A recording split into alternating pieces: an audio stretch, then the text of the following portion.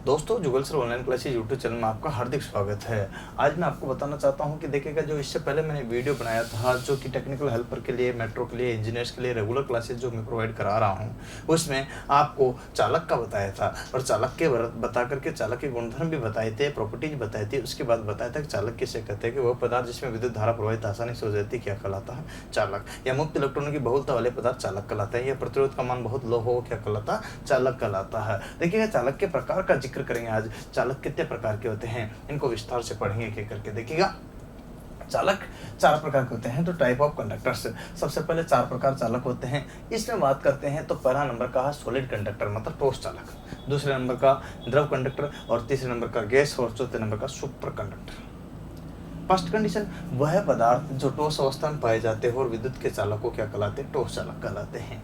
क्या कहलाते हैं, ठोस चालक कहलाते हैं। जैसे ठोस अवस्था में पाए जाते हैं तो यहाँ सबसे पहले देख सकते हो आप चांदी, जिसको अपन यहाँ पर एजी से भी इंडिकेट करते हैं।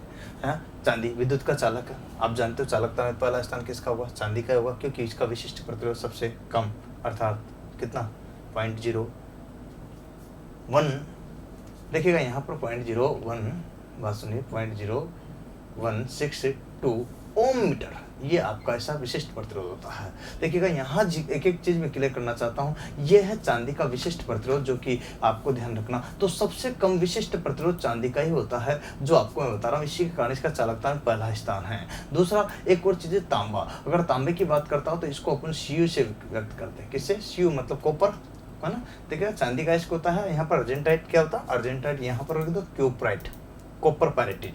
अच्छा, ये भी चालकता में दूसरा स्थान है। अर्थात सर्वाधिक उपयोगिता के आधार पर देखें तो तांबा ही यूज आता है चालकता के आधार पर। क्यों, क्योंकि ये तो चांदी तो महंगी पड़ती तो इसका यूज ज़्यादा नहीं किया जाता। अतः चांदी का बहुत कम उपयोग करते हैं, तांबे का सर्वाधिक उपयोगिता के आधार पर उपयोग लिया जाता है। आपको तो पता ही है, चांदी का तो अपन क्या है, केवल वो अपने होते हैं, जैसे पावर प्लांटों पर कॉन्टेक्ट पॉइंट वगैरह बनाना है, वहाँ पर स्टार्टर्स में है, रिले में है, यहाँ पर यूज करते चांदी का। बाकी जगह यूज नहीं किया जाता क्योंकि महंगी होती है। अगर मान लीजिए चांदी पारेषण वितरण के लाइन में या घरेलू वायरिंग कर दी जाए तो लोग तो तोड़ लटक जाए नहीं, तो इसलिए आपको जो है चांदी का उपयोग नहीं किया जाता। मैं बात बताना चाहता हूँ कि यहाँ पर तांबे का उपयोग करते हैं अपन। जैसे मान लीजिए आपके सिरोपरी लाइनें होती है ना ऊपर वाली, वो भी आपके जो है किसकी होती है, किसकी, मेट्रो की है, अपने रेलवे की है।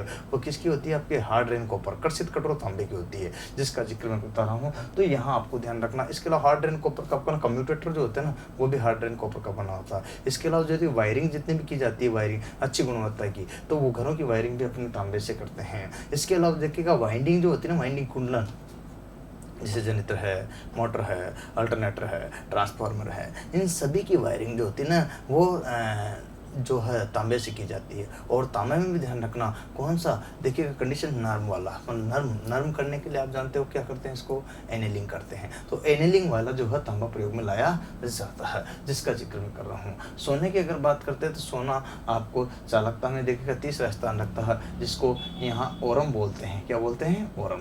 तो देखिएगा, ओरम की बात करते हो तो इसका होता है, इसका आप जानते हो क्या होता है, केल्विनेट। और बात बताना चाहता हूँ कि सोना, शुद्ध सोना 24 कैरेट का होता है, जिसके आभूषण नहीं बनाए जाते हैं। चालकता में इसका कहीं पर भी उपयोग नहीं लिया जाता है, लेकिन अगर देखा जाए क्रमांक अनुसार तो तीसरा स्थान जनाब आता है। लेकिन इससे क्वेश्चन जो आता है कि सर्वाधिक तन्य धातु कौन सी है, तो उस केस में आपको सोना ही क्लिक करना होगा, तब आपको आता है ना। तो तन्य में सर्वाधिक डक्टाइल, मतलब तन्य मतलब डक्टाइल, तो कौन है, सोना। 24 कैरेट सोने के आभूषण नहीं बनाए जाते क्योंकि मुलायम होता है। इसकी मजबूती प्रदान करने के लिए इसमें क्या कर देते हैं, 2% 2 कैरेट क्या मिलाते हैं, या तो अपन तांबा मिलाते हैं या फिर प्लेटिनम मिलाया जाता है। ये चीज़ आपको ध्यान रखनी है। इसी के आधार पर अगर बात करते हैं तो और भी आता है आपका। देखिएगा, यहाँ सोना की बात करते हैं तो अपने आभूषण बनाने के लिए 22 कैरेट सोने का उपयोग करते हैं। शुद्ध सोना 24 कैरेट का होता है। और यहाँ पर जो है कैरेट बार बोल रहा हूँ, अर्थात सोना है, हीरा है, प्लेटिनम है, इन सबको कैरेट में मापा जाता है। एक बात और बताता हूँ, तो 1 कैरेट बराबर जो होता है ना, 1 कैरेट बराबर जो होता है वो होता है, यहाँ पर क्या होता है, देखिएगा 200 mg का मतलब होता है मिलीग्राम। ये कंडीशंस होती है। अगर बात बताऊं तो 18 कैरेट सोने में शुद्धता का 75% होता है, जो कि मैं आपके पूरा इनको एक बार और विस्तार से मैं आपको फाइनली इसका वीडियो जो है लिखते हुए बनाऊंगा। इसके बाद 30 नंबर का आएगा पार्ट 3, उसको अभी मैं बेसिक बताते हुए सब पर विस्तार से बात कर रहा हूँ। ध्यान दीजिएगा। यहाँ पर बात आता है एल्यूमिनियम, एल्यूमिनियम को लिखते हैं अपन Al, इसका इसको होता है बॉक्साइट। एल्यूमिनियम को लिखते हैं Al, इसका इसका होता है बॉक्साइट। इसका उपयोग पारेषण लाइन होती है, अपनी ट्रांसमिशन लाइन होती है, डिस्ट्रीब्यूशन लाइन होती है, वितरण लाइन होती है, इन सभी में ही किसका उपयोग करते हैं, एल्यूमिनियम का। और अगर सामान्य रूप से सस्ता पड़ता है तो घरेलू वायरिंग में भी एल्यूमिनियम का उपयोग किया जाता है ना। पर ध्यान रखना कि यहाँ जो कंडीशन है इसका उपयोग अपन देखेगा, इससे तो पंखे में भी करते हैं, सस्ता पड़ता तो पंखे की वाइंडिंग वगैरह में, लेकिन वो सस्ता पड़ता पर असुविधा रहती कि उसको अपन ढाका नहीं लगा सकते और इसकी जो दक्षता इसकी अपेक्षा कम भी होती है, इसलिए अपन इसका उपयोग बहुत कम करते हैं। इसके बाद आता है आपका एल्यूमिनियम के बाद आता है तो यहाँ आता है टंगस्टन। टंगस्टन का उपयोग कहाँ करते हैं, देखिएगा इसको लिखते हैं W से। इसका यूज बल्ब का तंतु बनाने में करते हैं। कहाँ पर, बल्ब का तंतु निर्माण में टंगस्टन का उपयोग किया जाता है, जो 3300 से 3500 डिग्री टेम्परेचर के बीच में आता है। गलनांक सर्वाधिक इसी का होता है, इसका टंगस्टन का, है ना। हेलोजन का तंतु भी इसी से बनाते हैं, वो तन्ने और मजबूत होता है, तन्ने और मजबूत होता है। कौन, टंगस्टन तंतु। क्लियर। आगे बात करते हैं तो जस्ता। जस्ता का मतलब क्या होता है दोस्तों, Zn। और Zn की जिक्र कर रहा हूँ तो आपको ध्यान रखना, जस्तों का उपयोग करते हैं। जैसे मान लीजिए तुम बात करते हैं झोल चढ़ाना, लेप चढ़ाना, लोहे को जंग से बचाने के लिए किसका प्रयोग करते हैं, जस्ते का तो उपयोग करते हैं। लोहे पर लेप लगाना, और लेप लगाने की क्रिया गैल्वेनीकरण कहलाती है। क्या कहलाती है, जो इस पर लेप चढ़ाते हैं जस्ते का, वो क्रिया कहलाती है गैल्वेनीकरण, या फिर सेरार्डीकरण, या फिर यशद लेपन कहा जाता है। किसको, जस्ते को। ध्यान दीजिएगा। नेक्स्ट इसी टाइप से क्वेश्चन अपने आ भी रहे हैं, वो आप देख सकते हो। आगे मैं बात बता रहा हूँ तो जस्ता आपको देख सकते हो किस टाइप से कहाँ पर। अब बात बता था, लोहा बीच में आया है तो लोहा क्या होता है, इस चीज़ को और ध्यान देना है। तो लोहे की बात करते हैं तो लोहा जो होता है, लोहे पर जंग लग जाने से उसका भार बढ़ जाता है। क्या बढ़ता था, भार बढ़ जाता है, क्योंकि लोहा नमी के साथ संयोजन होता है, और नमी से संयोजन होकर ऑक्सीजन का और संयोजन होगा, इस क्रिया को कहते हैं ऑक्सीकरण, और उसके द्वारा तुमको फेरस ऑक्साइड प्राप्त होता है, जो कि जंग कहलाता है। और जंग को ही अपन कोरोजन या संसारण के नाम से भी जाना जाता है। ये होता है आपका। निकिल की बात करते हैं तो ये आपके देखिए जंगरोधी बनाने के लिए इसका उपयोग किया जाता है, और इसके अलावा निकिल कैडमियम सेलों में भी इसका उपयोग किया जाता है। इसके अतिरिक्त रेल की पटरियों में भी यहाँ पर मजबूती प्रदान और जंगरोधी के लिए इसका उपयोग करते हैं। इसीलिए तो निकिल क्रोमियम स्टील की रेल की पटरियाँ या पहिए बने होते हैं, लेकिन उसमें और भी मिश्रण होता है। यहाँ और बताना चाहूँगा तो लोहा आपका क्या कहलाता है, देखिएगा। निकिल की बात करते हैं तो ये आपके Ni होता है, इसके बाद आता है Fe की बात करते हैं तो यहाँ पर लोहा होता है। क्या होता, लोहा।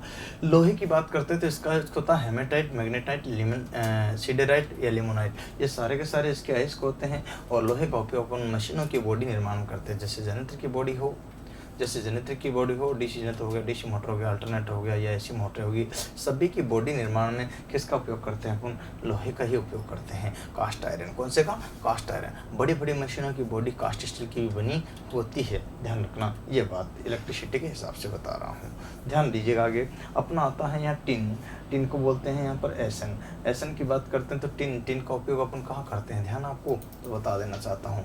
टिन का उपयोग अपन, टिन स्टोन होता है इसका क्या होता है, टिन स्टोन। और इसका उपयोग जब करते हैं दोस्तों तो आपको अच्छी तरह से पता होगा, फ्यूज तार हो या फिर शोल्डर हो, इन दोनों के निर्माण में टिन का उपयोग किया जाता है ना। इसके बाद आता है आपका जर्मन सिल्वर एक मिश्र धातु है, जिसका उपयोग कंडक्टिविटी में कहीं पर भी नहीं करते हैं, बट फिर भी ध्यान रखना कि जर्मन सिल्वर से क्वेश्चन आता है कि जर्मन सिल्वर में सिल्वर की मात्रा कितने प्रतिशत पाई जाती है। तो आपको बता देना है कि जर्मन सिल्वर में सिल्वर की मात्रा 0 पाई जाती है। क्या पाई जाती है, 0 पाई जाती है। ये चीज़ आपको ध्यान रखना। इसके बाद आता है शीशा की बात करता हूँ तो इसको लिखते हैं अपन यहाँ पर Pb। ये मिश्र धातु इसलिए इसको लिखेंगे। यहाँ पर बात करते हैं तो शीशा का उपयोग अपन कहाँ करते हैं पता आपको, वही बैटरी जो होती है उसके सेगमेंट बनाने में, वहाँ पर भी करते हैं। और इसके अलावा जो है प्लेटें बनाने में इसका उपयोग करते हैं। इसके अलावा और कहाँ करते हैं, सबसे भारी धातु है ना, बंदूक की गोलियों में करते हैं। लेकिन अपन को तो इलेक्ट्रिसिटी के साथ देखना है, और इलेक्ट्रिसिटी के हिसाब से आपने फ्यूज तार देखा होगा, संगलक। और इसके अलावा जो है ना आपके क्या देखा होगा, टिन और शीशा मिलकर के फ्यूज तार या फिर शोल्डर का निर्माण करते हैं। 63+37 अर्थात ये तो अपना होता है फ्यूज तार। और इसके अलावा 60+40 अर्थात ये होता है शोल्डर, जिसका जिक्र अपन यहाँ पर कर रहे हैं। मैग्नीज की बात करते हैं तो मैग्नीज की अगर कंडीशन बात करते हैं तो मैग्नीन मिश्र धातु है। क्या है, मैग्नीज नहीं है, मैग्नीन है। और मैग्नीन एक मिश्र धातु है। और मिश्र धातु का अगर जिक्र करते हैं तो ये आपके जो है इसका उपयोग जो है ना अपने प्रतिरोधक होता है ना, प्रतिरोधक रेजिस्टर निर्माण में इसका उपयोग किया जाता है। मैग्नीन का, इसके अलावा यूरेका का उपयोग अपन यहाँ पर रेजिस्टर निर्माण में किया जाता है ना। यहाँ पर भी यह जो यूरेका भी, ये भी मिश्र धातु है, यूरेका का उपयोग भी रेजिस्टर निर्माण में किया जाता है, ये आपको ध्यान रखना होगा, है ना। तांबा और निकिल से मिलकर के बना होता है 60+40, कौन? यूरेका। तांबा और निकिल से मिलकर बना होता है 60+40, कौन? यूरेका। ध्यान रखना यही बात। मैग्नीन का भी अपन बात करते हैं तो देखिएगा आपके दोनों का उपयोग अपन यहाँ पर कहाँ कर रहे हैं? प्रतिरोधक बनाने में, तो इसका उपयोग किया जाता है। आगे आता है आपका प्लेटिनम। प्लेटिनम की बात करते हैं तो इसका उपयोग वैसे आप जानते हो महंगी धातु है, इसको सफ़ेद सोने के नाम से भी जाना जाता है। जहाँ पर भी पीतल का उपयोग किया जाता है, जैसे संपर्क बिंदु बनाने हैं, कॉन्टेक्ट पॉइंट बनाने हैं, उस स्थान पर इसका उपयोग किया जाता है, परंतु ये महंगा होता है इसलिए प्लेटिनम का ज़्यादा उपयोग नहीं करते। पर यहाँ पर अपन लिखते हैं इसको पीटी से। किससे? पीटी से। यहाँ पर बात करते हैं तो ब्रास आपका होता है, ये होता है पीतल। क्या होता है? ब्रास। अगर बात करते हैं तो ये देखिएगा यहाँ पर बात कर रहे हैं तो ब्रास की कंडीशंस आप देख सकते हो, ये आपके कंडीशन है। और ब्रास की बात करते हैं तो ब्रास आपका पीतल होता है। पीतल का जो है एक मिश्र धातु है। क्या है? पीतल एक मिश्र धातु है जिसका जिक्र कर रहा हूँ, तो यहाँ पर कंडीशंस आप क्लियर कर सकते हो। मिश्र धातु होने के कारण, किसके मिश्र धातु? आपके किसी पिताजी तांबा और जस्ता से मिलकर के अपना पीतल बना होता है, तांबा और जस्ता से मिलकर के पीतल बना होता, जिसकी मैं बात बता रहा हूँ। इसके बाद आता है नाइक्रोम। नाइक्रोम भी एक मिश्र धातु है, इसका उपयोग हीटिंग एलिमेंट होता है, जैसे गीजर हो गया, ओवन हो गया, विद्युत इस्त्री हो गया, है ना, आपका हीटर हो गया। इसके अलावा जो आपकी निमंजक छड़ होगी, टोस्टर हो गया, ओवन हो गया, या जो भी अपने उसमें उपकरण आते हैं ना, सभी में नाइक्रोम का उपयोग करते हैं। ये निकिल प्लस क्रोमियम से बना होता है। किससे?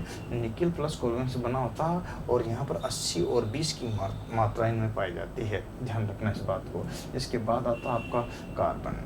कार्बन का विशिष्ट प्रतिरोध सर्वाधिक होता है, अर्थात वो होता है 70 ओम मीटर, और यहाँ पर इसका जो ताप गुणांकन है 20 डिग्री सेल्सियस पर, वो होता है ऋणात्मक।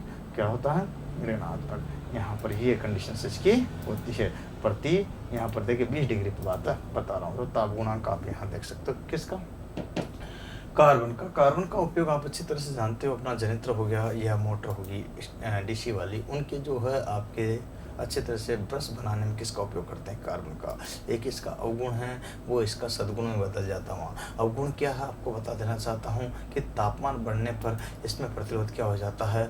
घट जाता है, और चालकता बढ़ जाती है।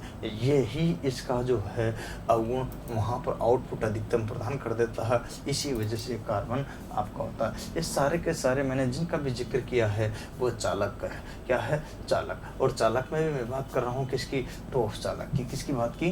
ठोस चालक की। इन सभी के बारे में मैंने बेसिक बात की है, आपको लिखा करके पूरा विस्तृत तरीके से, है ना, क्लास नंबर 3 में इसका पढ़ाऊंगा, याद रखना। देखिएगा लिक्विड कंडक्टर की बात करता हूँ तो यहाँ होता है आपका द्रव चालक। और द्रव चालक कितने प्रकार के होते हैं इन सभी का देखना आपको। सबसे पहले मतलब वह पदार्थ जो द्रव अवस्था में पाए जाते हो द्रव चालक कहलाते हैं। वह पदार्थ जो द्रव अवस्था में पाए जाते हो क्या कहलाते हैं? द्रव चालक कहलाते हैं। अगर जिक्र करते हैं तो सबसे पहले आप समझ सकते हैं, देखिए पारा किस अवस्था में पाया जाता है? मरकरी बोलते हैं इसको, Hg के नाम से। तो पारा किस अवस्था में पाया जाता है? आपका द्रव अवस्था में, है ना, तो द्रव चालक कहलाता है। तो इसका उपयोग अपन कहाँ करते हैं पता आपको? एक तो अपना होता है ना बैरोमीटर, उसमें भी उपयोग किया जाता है, वायुमंडल का पता लगाता है बैरोमीटर, उसमें भी। तो मतलब मौसम का पूरा अनुमान लगाने के लिए जो बैरोमीटर प्रयोग में लाया जाता है उसमें भी पारे का उपयोग किया जाता है। एक ट्यूबलाइट होती है जिसमें वाष्प रूप में पारे का उपयोग किया जाता है, लेकिन द्रव रूप में एक और जगह उपयोग किया जाता है, वो ध्यान होगा आपको कहाँ पर मैं बताऊँ। आपके थर्मामीटर होता है ना, उसमें पारा होता है द्रव रूप में, पर पारा विद्युत का क्या है? चालक है। ध्यान रखना ये बात। और वो भी कौन सा अवस्था का? द्रव। ये धातु तत्व है। क्या है? धातु तत्व। धातुओं में एक अपवाद है जो पारा है। क्या है? जो कि द्रव अवस्था में पाया जाता है, बाकी सभी धातुएं ठोस अवस्था में पाई जाती है। ध्यान रखना। नेक्स्ट आता है आपका AgNO3।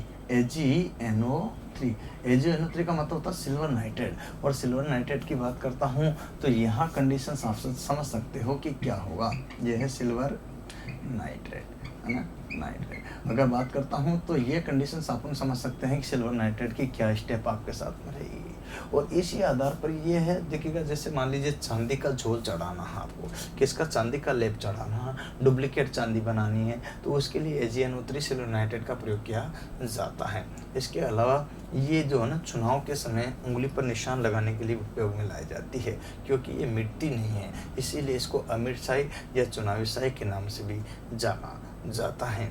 ध्यान रखिएगा, ये था आपका AgNO3। नेक्स्ट आता है आपका CuSO4, copper sulphate. Copper sulphate मतलब तांबे का घोल, कॉपर सल्फेट मतलब तांबे का घोल। और तांबे का झोल जब चढ़ाएंगे तो इसका मतलब इसका उपयोग तांबे का झोल चढ़ाने के लिए किया जाता है। और ये जो किया जाता है, सारी की सारी कंडीशंस आप समझ सकते हो, इससे भी क्लियर हो रहा होगा, इससे भी हो रहा। एक और होता है ZnSO4, जिंक सल्फेट। क्या होता है, जिंक सल्फेट। और जिंक सल्फेट की बात करते हैं तो ये आपका जस्ते की परत चढ़ाई जाती है लोहे को जंग से बचाने के लिए, जिसका जिक्र मैंने इधर भी किया था। वो क्रिया कहलाती है गैल्वेनीकरण, शेराडीकरण या यशद लेपन नाम से जाना जाता है। ये है कॉपर सल्फेट। क्या है, कॉपर सल्फेट, ये है जिंक सल्फेट। ध्यान रखना ये बात को, यहाँ पर एक एक चीज़ का अपन विस्तार से क्लियर से कर रहे हैं, कोई भी चीज़ आपको नहीं समझ में आएगी ऐसा कुछ भी नहीं है।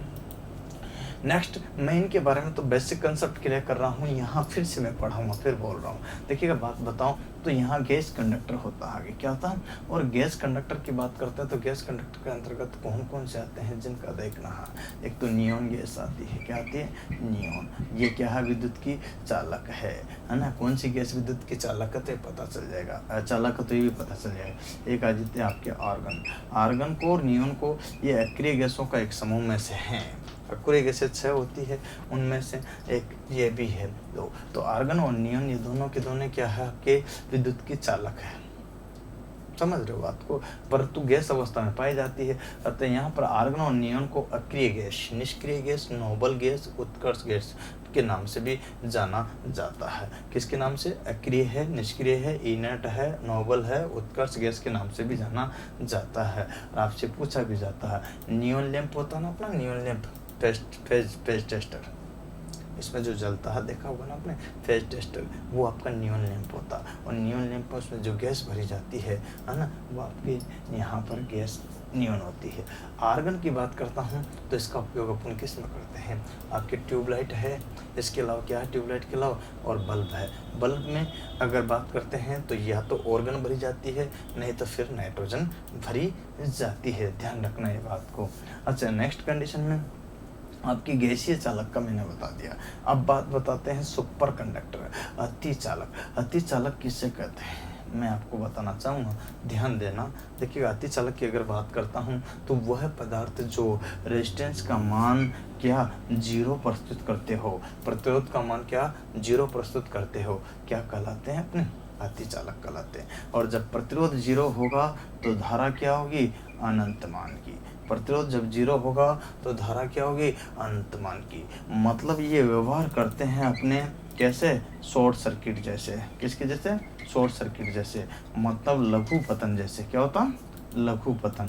यहाँ पर बात करते हैं तो ये आपके लघु पतन। बट एक और बात बताना चाहता हूँ, यहाँ लघु परिपथ जो होता है उसके जैसे व्यवहार करते हैं। और ये जो कंडीशंस है आपके अतिचालक की है। अतिचालक का उपयोग जो करते हैं वो कहाँ करते हैं, टेक्नोलॉजी के क्षेत्र में। किसके रूप में, टेक्नोलॉजी के क्षेत्र में। मतलब बोलते हैं इसको, क्या बोलते हैं, प्रौद्योगिकी। क्या, प्रौद्योगिकी के क्षेत्र में। तो इसका उपयोग करते हैं प्रौद्योगिकी के क्षेत्र में। इसके बाद एक और बात बताऊं तो इनको चुंबकीय बल रेखाओं के द्वारा भेदन नहीं किया जा सकता है। किनको, अतिचालक पदार्थों को चुंबकीय बल रेखाओं के द्वारा भेदन नहीं किया जा सकता। इसके बाद भारत सरकार ने सन 1991 में अतिचालक की उपयोगिता को देखते हुए एक अतिचालक अनुसंधान केंद्र नई दिल्ली में खोला गया है ना। एक अतिचालक अनुसंधान केंद्र न्यू दिल्ली में खोला गया, जिसका मैं जिक्र कर रहा हूँ। कुछ ऐसे देखिएगा, वह कुछ ऐसे पदार्थ होते हैं जिनको एक विशिष्ट तापमान पर वो अतिचालक जैसे व्यवहार करते हैं। जैसे मान लीजिए पारा है 4.2 केल्विन पर, और शीशा है आपके 2 केल्विन पर अतिचालक जैसा व्यवहार करता है। बिल्कुल, ये अतिचालक का रूप ले लेता है। एक विशिष्ट तापमान पर ऐसे कई पदार्थ हैं जिनका मैं ज़िक्र कर रहा हूँ।